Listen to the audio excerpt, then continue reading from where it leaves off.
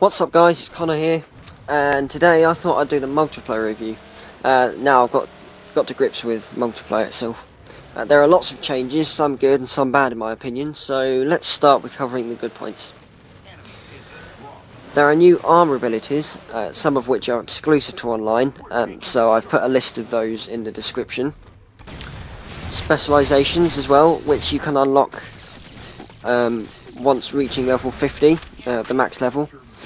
These are skill trees of a sort, where once you pick one, you can go down that specialisation skill tree and complete it. I'm not sure what sort of the skill trees are like or anything. They also come with a special outfit, so when you pick a specialisation, you also get a whole new armour set to go with it. Other than that, I don't know too much about them. The new weapons I mentioned in the campaign review are also in multiplayer, minus the target locator.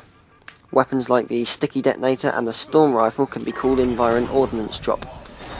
An ordnance drop is similar to a kill streak reward, where after a certain amount of points you can call one in.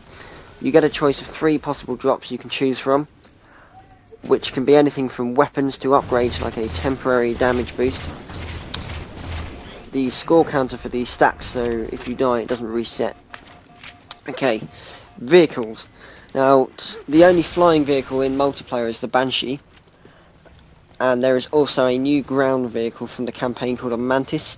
This is a walking tank which is loaded with a machine gun and rockets. It also has a shield which regenerates like a Spartan's. Commendations are still in, covering campaign, multiplayer and Spartan Ops. The same goes for challenges, although there are now daily, weekly and monthly challenges. Certain commendations can unlock pieces of armour when maxed out as well, which brings me on to armour customization. You can unlock new sets of armour through both levelling up and completing commendation requirements. These can be mixed and matched, and the colours can be changed as well. So the initial idea of customising armour has remained much the same, but there are new bits of armour you can choose from, as well as new visor colours and now a stance as well. This stance is what position your Spartan is in when a player is looking at your in-game card, so when they're scrolling through the lobby that the player's in. So loads to do throughout your experience of Halo.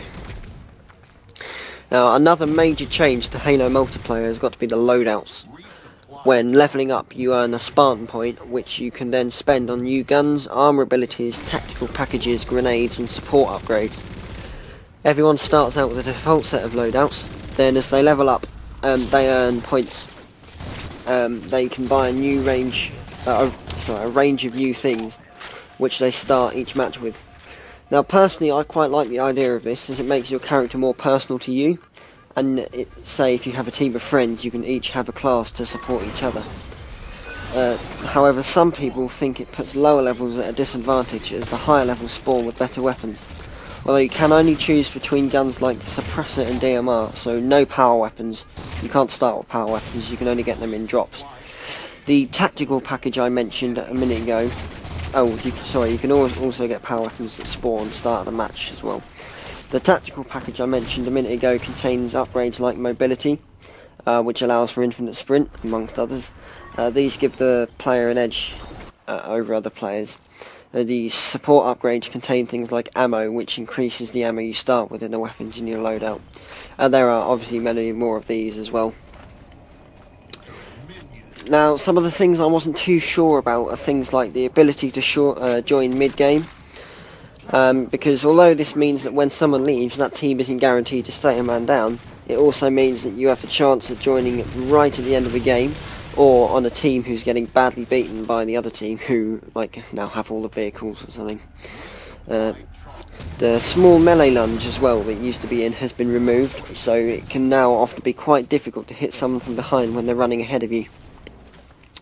And there is also a major problem with lag and host changing, although that may be because I think it's still in an early stage, so that hopefully will be patched. There's obviously the whole new array of maps, including the remake of Valhalla, which is called Ragnarok. So they're all quite good maps actually. So that's the basis of Halo multiplayer. There is still a lot to discover, and some of my thoughts on it and everything. So keep an eye out for the Spartan Ops review when I get if I get round to that, and also if we get round to it, Also keep an eye out for our legendary playthrough. So I'll see you later.